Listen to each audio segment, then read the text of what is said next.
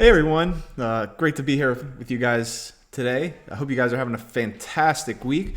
We're going to talk today about, again, what we talk about every single time we come on here, and that's God's financial abundance for your life and what He wants for it. Today is going to be very, very special. I know the introduction went kind of surface level about what I'm going to be talking about all the time when I'm on here.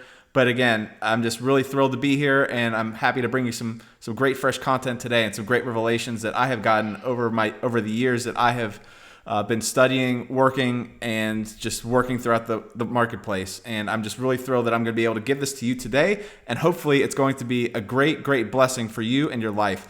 So far I'm just really enjoying this platform. It's been phenomenal for me. The streaming is really, really easy. The software to do it's really, really easy. Super excited to be here, and let's get going. So I want to talk to you today about reigniting your dreams. When's the last time you really sat down and had a nice dream? I'm not talking about I slept last night and I dreamed XYZ. I'm talking about something that dreams in the natural. What you want to do, what do you want to accomplish, where do you want to live, all of that stuff. When's the last time you really sat down and really thought about that? Most people have at some point. They have. I have, you have. It doesn't matter where you are. You've probably thought at some point about where I want to be for my future and what that's going to look like. Again, depending on where you are in your life, those dreams could look very, very different. Now, if you are currently listening to me from your car and you live in your car and you have $22 to your name, your dreams may look very, very different than somebody who is in the mansion across the street. He has a very different dream than you do. There's nothing wrong with that. You're eventually going to get to that level, and we're going to help you do that here with God's assistance, that's for sure. We're going to put you in the right place to make sure that God gets you going in the way that you want to get going and live a life that you're not apologizing for and you're not sorry to live, a life that's really, really important for the kingdom. And I really want to stress this enough. Why am I focusing on God and money a lot? Well, because first of all, nobody's really doing it properly, I would say, and the ones that are I think they're missing a few things. A lot of them, great hearts, great spirits. I learned from a lot of them, I'm not going to lie, but a lot of the times they're missing a thing or two, the ones that really actually are. And so that's what I really want to fill in today. All right, everything I want to talk about and everything that I live my life on is based on Jesus and the Bible.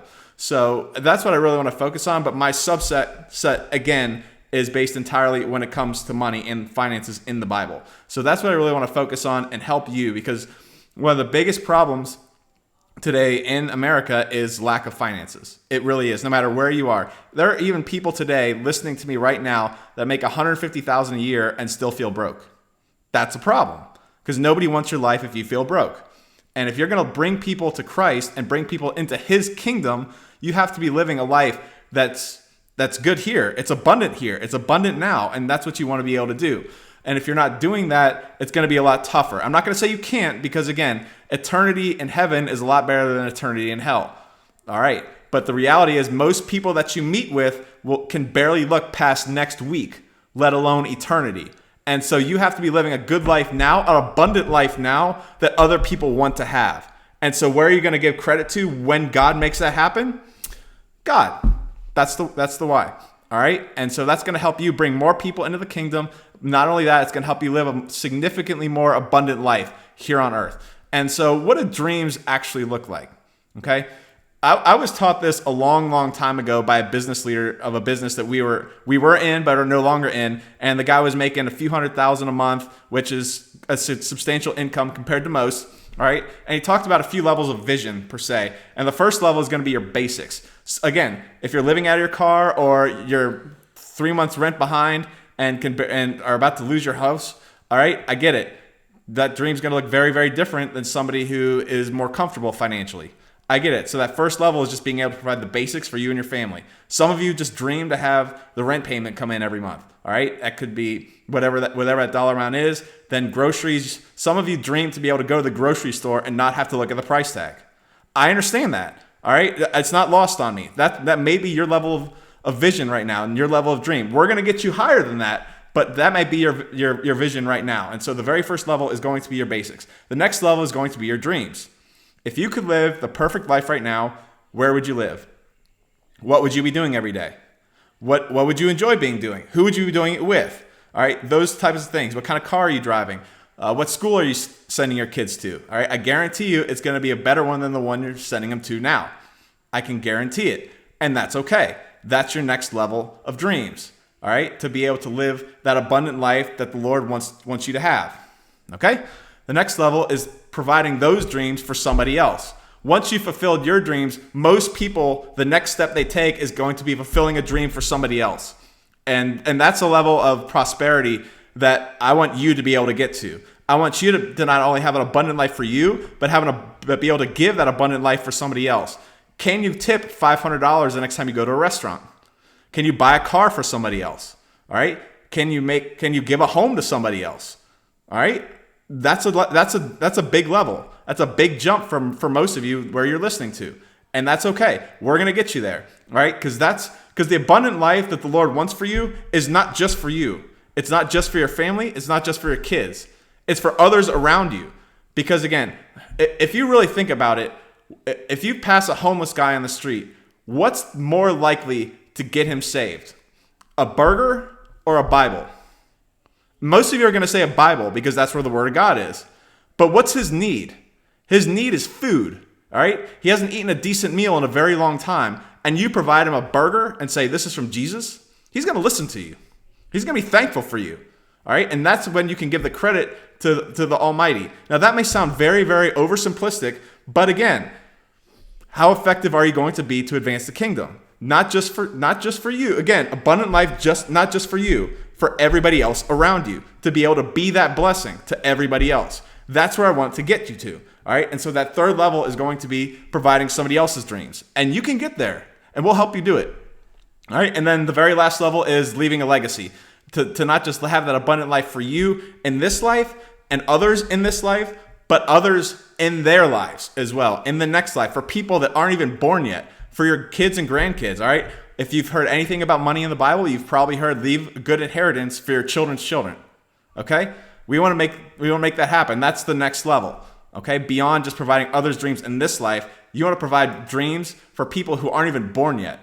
That's a level that's fantastic. That is an abundant life. And if you're living that right now, congratulations. That's awesome. It's now time for you to help other people do the same. Okay? So really, when's the last time you really had a dream and really thought about where you really, really, really want to be with your life? Because I guarantee you it's different than where you are now.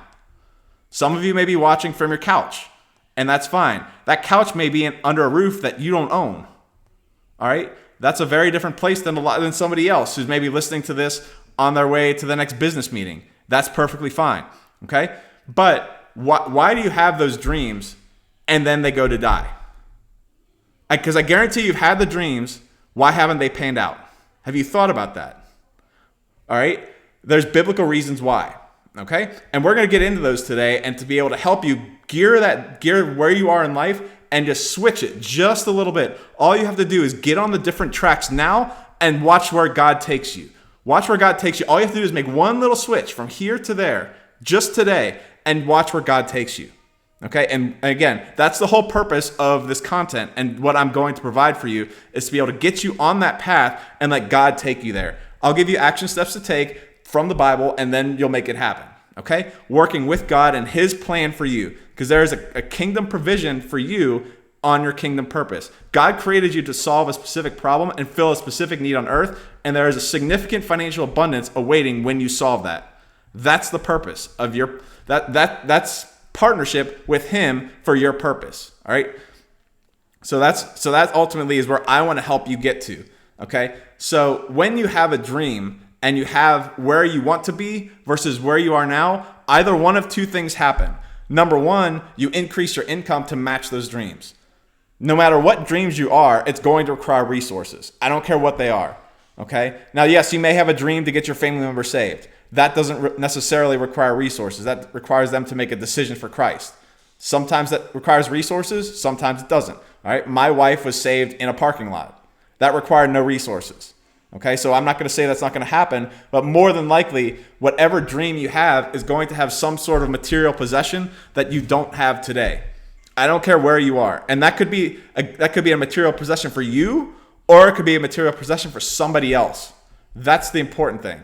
Okay, So either way, it's going to involve some sort of increase in resources, all right, to get your dreams. So again, one of two things are going to happen. You're either going to increase your income to match your dreams, or it's more likely to happen, and that's what probably has happened in the past, is shrinking your dreams to match your income. That's a very different step because you're taking where you want to be and going backwards. All right. Nobody with God goes backwards. They always go forwards. There are battles there, and yes, they take effort to go to the next level, but there's always gradual, continual increase. That's how you know when you're in God's financial flow and God's plan for your life. Do you have continual increase? And not just financially, but other areas. We're going to focus on finances here, but every single area of your life. Do you have continual increase? That's how you know if you're there. If you're not, then something has to change. And hopefully the words that I'm giving you today, which again, I'm just the vessel given what the Lord gave me. So hopefully you're going to get help. Okay. That's the most important thing. Okay. So the reason why that is very, very important. And I'm going to get into this, which most churches will not talk to you about, unfortunately, but we are going to today so you can get on the right track. Okay. So in the Bible, what I call marketplace movers, those are people who work in the marketplace. There's 4 different types of marketplace movers. I'm really thankful to somebody named Josh Tolley for giving me this initial revelation. But since he gave it to me a long, long time ago, the Lord's given me more revelation, especially in the Word, to be able to make that happen and to elaborate just a little bit more. So in the marketplace, there's 4 different types of biblical, what I call marketplace movers. There's a master, there is a laborer, there is a servant, and there is a slave. Every single person in the economy today falls into one of those categories. Now, if you're in America, there's no more slavery, but that means there's the other 3. There's a master, a laborer, or a servant. You are one of those 3 categories. Some of you are multiple of those. And again, it depends on the situation, depends on what you're working in. So for example, if you are, I don't know, a front desk receptionist at an office, you're a servant because there is a boss who created a company, a product and service that they're assisting and selling and all of that. You are assisting them in that vision, okay? Without the product and service and without that company, you are not working, okay? So that is a servant, all right? A laborer is kind of a self-contractor per se. If you're a roofer and you own your own business and you make the hours and you find the clients, you're a laborer. A master is somebody, again, like the parable of talents, who puts his money to work, okay? Puts other people to work. That's a master. But today we're going to focus on the first 2, and that's servant and slave.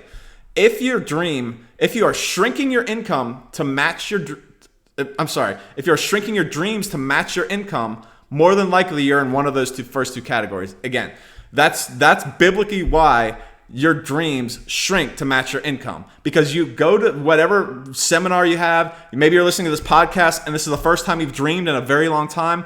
Awesome. Let God download that dream and download those desires. And again, remember, delight yourself in the Lord and he will give you all the desires of your heart. All right. So don't ever let those desires die, no matter what they are. God wants you to have those, and he does. If you're obedient to him and his word and what he's requiring you to do and asking you to do and why he created you in the first place, that will accompany that. That's the whole purpose of this, okay? So if you're in a position where you had those dreams and then they died, this is why. Because you are a servant. Because your servant attitude cannot match those dreams. It just can't. Okay, so just briefly, before we get into the servant, just very briefly, when it comes to the slave, I'm going to read a biblical passage out of here. Now, I use this Bible called the Scriptures. Okay, I was introduced to this a very long time ago. I think this is a great translation. It's done by some Middle Eastern scholars putting things together. I think this is the best combination of the author's original intent, whoever the physical human author was of the books of the Bible, whatever they were, and his word and what the meaning that he really wanted to have. Because again, if you look at King James, all right, everybody loves King James, but it reads like Old English. Even as somebody who's fluent in English and knows no other languages at this point, it still reads like a foreign language. And it can to you too. I totally understand that. All right, so it does have the very original meaning, but it's very difficult to read. On top of that, if you take something like NIV, it's very easy to read. They translated it so that third graders can read it. That's awesome. All right, everybody needs to be able to read and understand their Bible, but with that simplicity loses a lot of the emphasis. That's a problem. So I think this Bible right here that I'm reading, the scriptures, is a great way to do that. On top of that, they give you a free audio Bible. If you can go search for it online, you can download the whole thing. So that's what I listen to every single morning. Every single morning, I have an MP3 on my computer, and I just go to the next chapter and just click, click, click, click, click. And it's just so simple, so easy. I just love it. Okay? So I want to start with a slave. I want to go to 1 Kings chapter 9, and we're going to start at verse 20. Okay? It reads, all the people who were left of the Amorites, Hittites, Perizzites, the Hivites, and Jebusites, who were not of the children of Israel, their descendants who were left in the land after them, whom the children of Israel had not been able to destroy compulsory, from these King Solomon raised compulsory labor as it is to this day. But Solomon did not make slaves of the children of Israel, because they were men of battle, and his servants, and his rulers, and his officials, and his officers, and his commanders, and his chariots, and his cavalry. Okay? So biblically sleeping. All right? That's one of the benefits of having a live stream. You're going to have those slip-ups. That's fine. I'm okay with that. All right? But I would much rather have you on here live being able to interact with me on top of those slip-ups. I'm perfectly okay with that. And that's the beauty of me doing this over a podcast, because I want to be able to interact with you when you're on here. Okay? So you can read from that passage that compulsory labor is what King Solomon did to all the non-Israelites. They treated them as property. They were conquered tribes. That's what slavery has been for all of human history. It's been compulsory labor of conquered tribes. All right? Now, if your country is over 200 years old, odds are you have had slavery at some point, which is most countries. Most countries are over 200 years old. If you have had slavery at some point. The UK had slavery. America had slavery. You name the country, it's had slavery. It's not getting political again, but just stating opinions. All right. So with that being said, no Western country today really has slavery. Some Middle Eastern countries still do. Qatar, when they were building the World Cup stadiums, they used, for all intent and purposes, slave labor to make those. That's just part of it is. I mean, look, I don't like it. You don't like it. It is the way it is. If you don't like it, you can go to Qatar and tell them and let me know how that turns out. All right. If you do, I'll see you in heaven. Okay. But that's the slave. We're not really going to get into that. We really want to focus on the servant category, because if you have had dreams and they have died, it's because you are stuck in the servant category. I guarantee it. Now, it may be more than that, because again, you may have lacked desire. You may have lacked commitment, discipline, a lot of that stuff. I'm not discounting that. But part of that I can guarantee is that if you had a dream and you let it die, it's because you were a servant. All right. And a servant in the modern sense is an employee. Okay. So now let's go to a different passage in the Bible, and we're going to go to Leviticus chapter 25. We're going to start at verse 29. Okay. So Leviticus chapter 25, verse 39. Okay. And this is Moses talking to the Israelites. He says, when your brother who dwells by you becomes poor and sells himself to you, do not make him serve as a slave. That's why he went over slave first. All right? Because now Moses is talking to the Israelites. The first passage for Solomon was non-Israelites. That's the big difference. Okay? Verse 40. But as a hired servant, as a seller, he is with you and serves you until the year of Jubilee. Then he shall leave you, he and his children with him, and shall return to his own clan, even return to the possession of his fathers, for they are my servants, whom I brought out of the land of Egypt. They are not sold as slaves. Do not rule over him with harshness, but fear the Lord your God. That is the passage on servant. That is what a servant is. Okay, a servant is a hired, for all intents and purposes, a hired employee in the modern sense. Okay, but focus on the passage. When your brother who comes to you becomes poor, when he becomes poor, okay, that was the purpose, biblical purpose of a servant. For somebody who was poor, had nothing, and had no choice but to go be a servant, or else he wouldn't eat. That's the whole purpose, biblically speaking, of employees per se.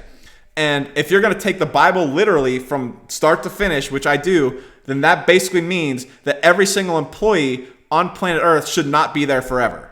They shouldn't. And there is a reason for that, and we're going to get into it. Okay?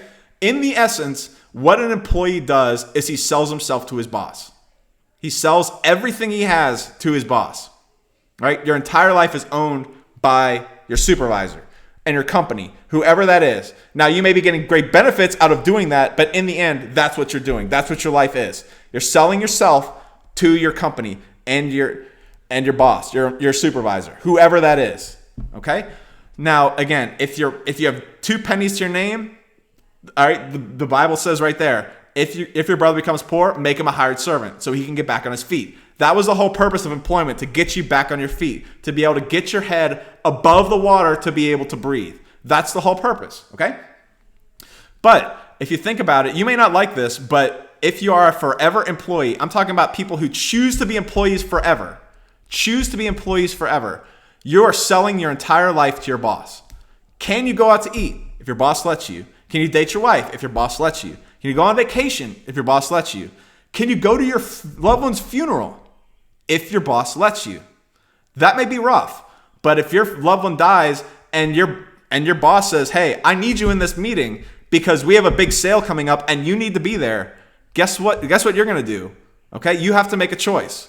Do I stay being a hired servant, or do I go bury my loved one? That's a choice you'll have to make. All right? Can you talk about your religion at your job if your boss lets you? That's a problem. Okay? What if your boss is a Muslim? All right? Nothing against Muslims, but the profit that you are doing every single week is benefiting another God. It is. And that's a problem. Okay? Again, this is why, biblically speaking, forever employment was not ever promoted. It wasn't. They want you to be something else. Okay? So in the end, you are selling yourself to your boss. And that's what you're doing. Now, bring this back to America. All right? Some of you are in foreign countries. Awesome. I'm thrilled you're listening to this, but I'm going to focus this particular session and the rest of this on those who live in America, which is where I lived, which is where my parents lived, my grandparents lived, my great-grandparents lived, and all the way back to before this country was even founded. That's how long I've been here. And so that's the nation that I'm going to focus on just for the rest of this. Again, because we're believers, we're the seed of Abraham, and we're a blessing to every nation. All right, and I'm really thrilled you're on here. I'm going to help you. I don't care where you are. If you're in Pakistan, I can help you. If you're in India, God can help you. All right, no matter where you are, God can help you. Okay, the Bible is true no matter where you are. Okay, putting that aside, America. Okay, if you were like me and your ancestors have been here for a very long time, what was your grandparents' route to financial abundance? What was it? It was get a job, get a mortgage, marry your high school sweetheart, and just do all that for 30 years. After which you retire with a good pension, good Social Security, and you live out all the days of your life. Your grandparents went that route, and it worked out phenomenal for them. Okay? They paid their house off. They got inflation carried their asset value very, very well, and all of their dreams. They had great time off. A lot of them did. Okay? And so that life, all right, was what they lived. And so what did they do? They said, it worked for me, now it'll work for my kids. So now the parents come along and they do the same thing. They get their forever employment at the factory job, which pays a very good union wage. They marry their high school sweetheart. They pay off their 30-year mortgage. Over that 30 years, they stay the same job the whole time. They get retirement. Their home has tripled in value since they bought it. Okay? Which is beyond ridiculous. Okay, but if you're in that place, you're not gonna apologize for your home tripling in value. It's just the way it is. But if you are there, that's the reality of what happened. You had a nice pension, and you also get Social Security. Okay, that was your life. Now, I will tell you this: almost none of that is biblical. Almost none of that is biblical, but it worked for them. It worked for them. For boomers and older Gen X's, even some younger Gen X's, that's what it worked for. So what are they going to do? It worked for my parents and it worked for me. Let me give it to my kids, which is my generation.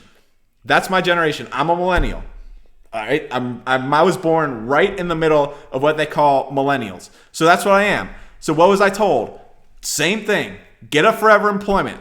Get a good job. Go through school. Pay off your wages, okay? Pay off your mortgage, all right? And your home will do just fine, okay? Guess what? Where are the factories? Gone.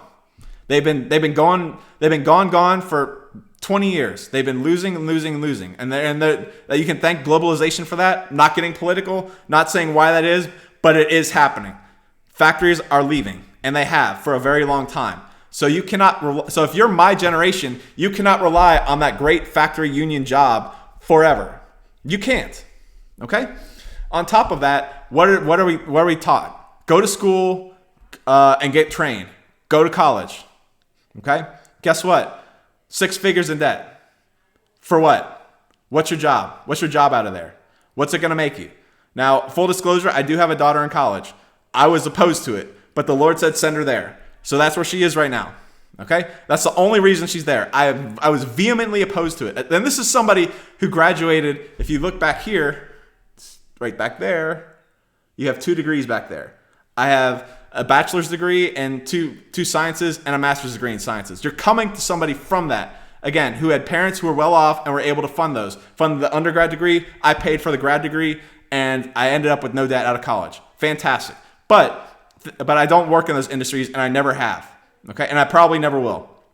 Okay, so what are you training on? You're training them for careers that really don't exist. They don't. It's just think about the cost of whatever school you're being sent to, or were sent to, or sending your kids to. What is the cost versus what are they making coming out of it? Is it worth it?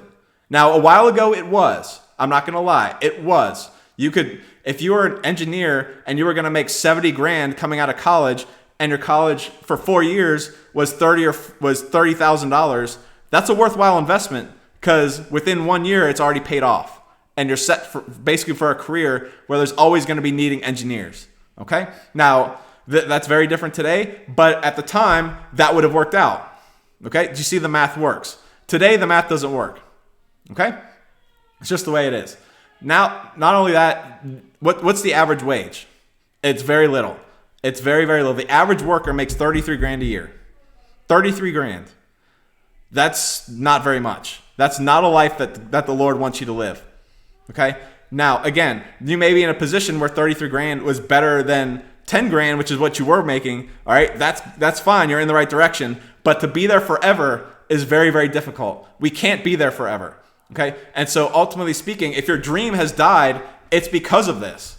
It's because your wages cannot match those dreams. No matter how much your boss gives you a raise, even after selling everything you have to him, you're never going to be able to fund your dreams. That's why. Because you're in the servant category, where God does not want you to be forever. He doesn't want you to be there forever. So that's why your dream has died. At least part of it. Okay? All right, and that's just the reality. Okay. Again, we can all talk about other issues that millennials have societally that other generations didn't. Again, I'm not going to focus on that. You know, for example, you can't really buy a house that your parents could because, again, the average. If you were to look at the average price of a home today, coupled with the average interest rate on a 30-year mortgage, putting the debt biblical argument aside for a moment, okay. The average home today is about $500,000. Put an 8% or 10% mortgage rate on that. I mean, my goodness, it's just beyond ridiculous. Okay, let me just do this really quick. I wasn't going to do this, but since I brought it up, I'm going to go ahead. $500,000. All right, at say 9% interest rate. $4,000 a month. $4,000 a month. The average home. Now you tell me, if the average worker makes 33 grand a year, even if you don't pay taxes, you can't afford an average home. All right? You can't do this. All right? That is why I'm on here, to give you and show you a different path, because God doesn't want you to just live in struggle. He wants you to live in abundance, and we're going to make that happen. All right? But you have to understand, you cannot be in the forever employment line. You can't. I don't care how old you are. I don't care where you are. You have to have some other avenue to be able to do that. All right. And again, we're not going to talk about retirement on this age as well, on this session as well. But think about this. Is Social Security going to be there for you if you're a millennial? I don't know any millennial that's counting on Social Security. Gen X's aren't even counting on it. But your parents had it. So what are they going to do? They're going to promote it to you. Right? You have to make different choices. And we're going to show you how to do that. I'm not just going to say, just work hard, your life sucks, and boot. We're going to give you options here that God is going to use, and God is going to allow you to live that life of abundance that you are supposed to live, and biblically is yours. Biblically, it is yours. I'm not going to be here and just beat the dead horse on this. All right, but I do just want to finalize with this. Okay, a couple of things. Number one, if you are an investor, let's say you're a boomer, and you started investing in 1950, or I'm sorry, you were born around 1950. Let's say you started investing at 25. At 1975, you started investing in the stock market and 401ks and all that stuff. From 1975 to 2020, you had a very nice return on your investment, and you're living off of that right now, which is phenomenal. Okay, it's your money. I would never want to take that away from you. But if you're a millennial and you started investing at 25, if you're started investing at 2020, for you to have the same return as your parents did from 2020 to 2065, which is the same 45-year period, the Dow Jones has to hit 1.4 million. 1.4 million. Good luck with that. All right? If we print enough money to get there, guess what? Your money's going to be worth less than the paper it's written on. So you can't count on that. You have to do something different. The Bible has those solutions. All right? The Bible has those solutions. And we're going to get into those. If you continue watching, you're not going to stay where you are. You're not going to stay stuck. You're not going to stay dreaming about just going to the grocery store and buying what you want. You're going to go to the grocery store, buy what you want, and then pay for everybody else's groceries in the line.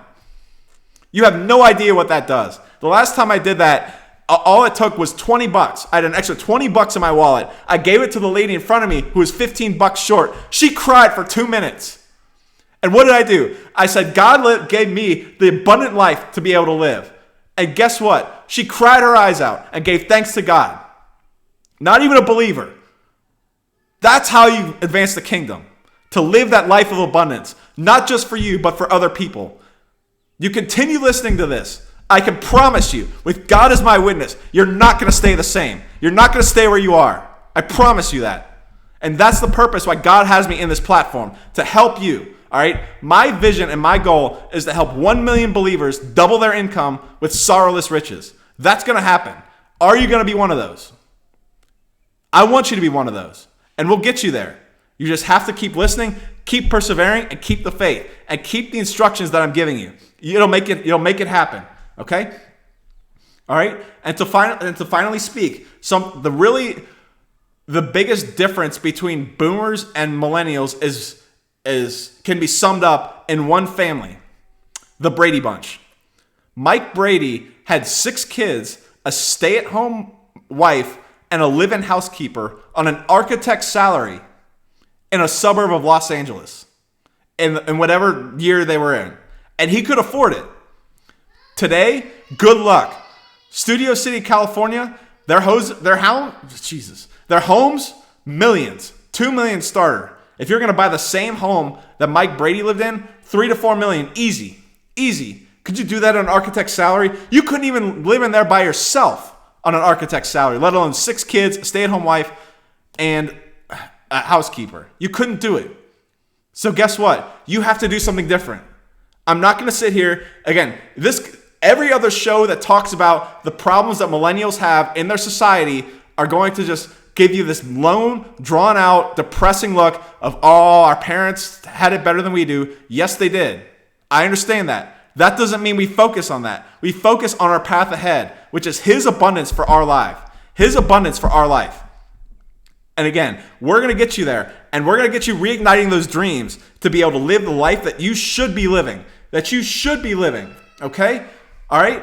And so in the end, I'm going to close with one of the favorite books of the chapters of the Bible that most of you have heard a lot of times, Psalm 23. It's the infamous, I can't even, it's slipping off the top of my tongue right here, but it's I walk through the valley of the shadow of death, I shall fear no evil, for the Lord my God is with me. That one. He makes me lie down in green pastures. All that stuff. But I want to focus on Psalm 23, verse 5. And I'm going to end with this. You spread before me a table in the face of my enemies. Here's the focus. You have anointed my head with oil. My cup runs over. God has to have a vessel to bless in your life financially, whatever that is. And if you're a forever employee, your cup has a lid. And God can only pour so much oil into it, because in order to bless your income, he has to bless your boss's income even more. All right. My very first employment out of college was at a consulting firm, and we were billing a very high dollar amount for our services. I was making about 18% of what we were billing. Okay? 18%, which is about industry standard if you really think about it for just general consulting. If you're at a consulting firm, you're not going to make what they're billing at. You're just not. So I was making 18% off of what the rate that they were billing me at. Okay? So if God was going to bless me in that job, he would have to bless the clients that we had, which would bless my company. It would have to bless my boss even more than me. And what if my boss was a heathen?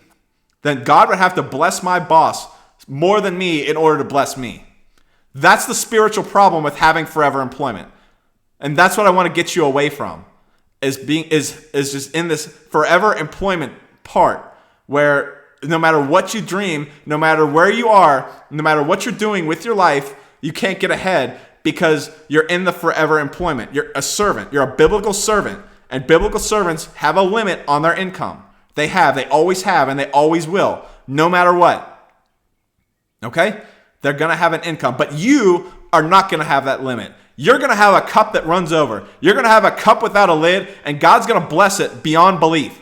All right? He's going to bless it. You get in his flow. You get in his word. You get in the obedience that he wants for your life, and you watch what happens. You watch what happens. All right? I'm going to help. Again, my sessions for you, when you're on here and you're watching, or even a recording, you're watching a replay, all right, either on Twitch, on YouTube, or some other platform. You get this in your spirit. You get these scriptures in your spirit, and they will change you forever, and those dreams will never die.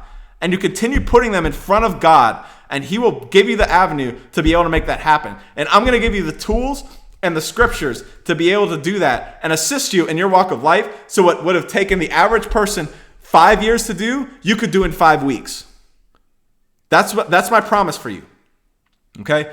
So we're going to go ahead and end right there. And so what we're going to do in part 2 of this is we're going to talk about the laborer or the master. Okay, one or both. I haven't decided which one it is. I'll let the Lord decide that for me.